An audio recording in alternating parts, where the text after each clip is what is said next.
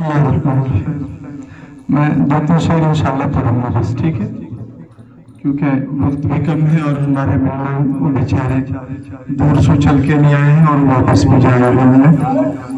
सब इमाम हजरात हैं।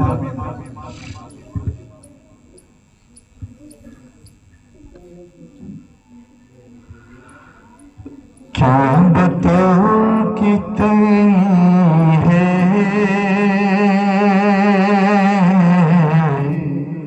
खूबियां मदीने में, क्या बताऊं कितनी है खूबियां मदीने में। अरे क्या बताऊं कितनी है खूबियां मदीने में, ख्वाब को भी चूमे हैं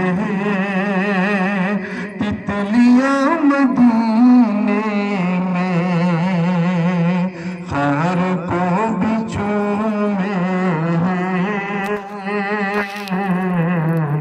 तितलियां मदीने में।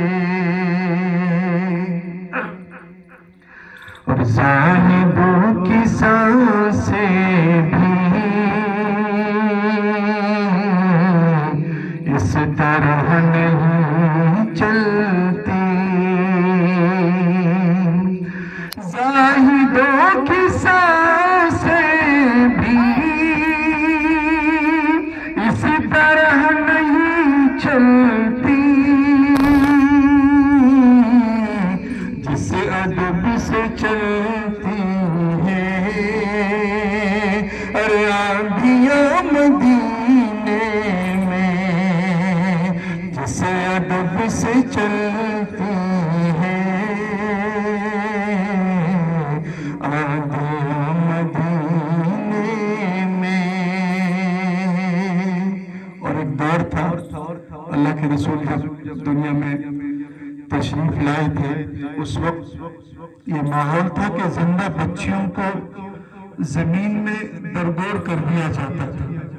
अरब इसको अपने लिए बहुत बेइज्जती समझते थे। अगर किसी के घर में बेटी आ जाए तो उसको अपने लिए बहुत मनहूस समझते थे, लेकिन जब बेटी आई, जब अल्लाह के रसूल आए, तो इस मनहूस चीज से अल्लाह ताला ने पीछा छुड़ाया और अल्लाह के नबी की बरकत से फिर बेटियों को अल्लाह ने इज्जत दी।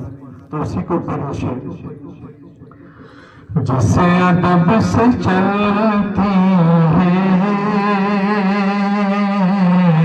आंधियां मदीने में।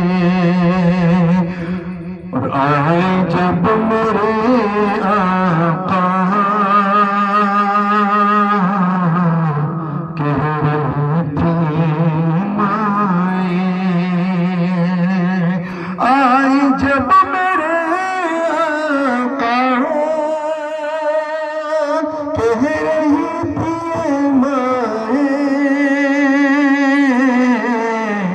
कि दफन अब नहीं होगी दीने में, दफन अब नहीं होगी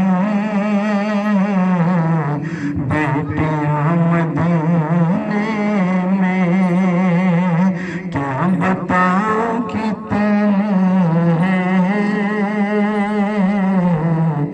खूबियां मदीने में।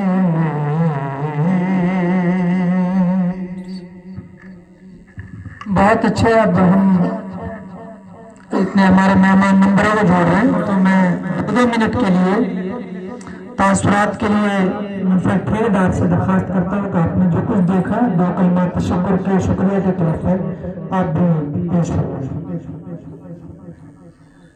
ठेकेदार साहब कह रहे हैं मेरी तरफ से मैंने भी अपना वक्त आपको ही दे दिया, तो